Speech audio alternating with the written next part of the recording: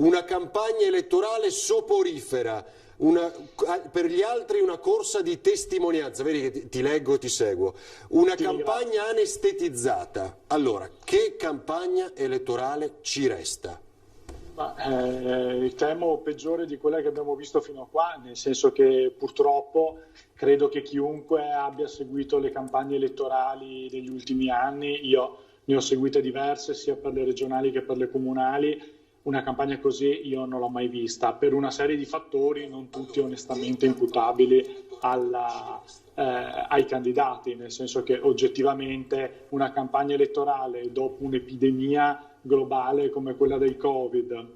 ovviamente questo ha condizionato tutti, dicevi tu giustamente, lo sta condizionando addirittura costringendo dei candidati a casa in isolamento perché infetti, e dopodiché, inutile nasconderselo, è una corsa che pare segnata fin dal principio con uno strafavorito e gli altri che tentano fino all'ultimo di metterlo in difficoltà, ma oggettivamente hanno delle difficoltà anche rispetto alla comunicazione dei temi, dei loro cavalli di battaglia.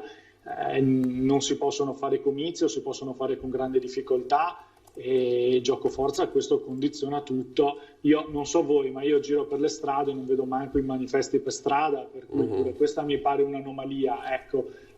quelli si potrebbero mettere nonostante il Covid, mi sembra un segnale anche questo di una campagna un po' in disarmo, dove evidentemente non c'è neanche la volontà di spendere dei soldi.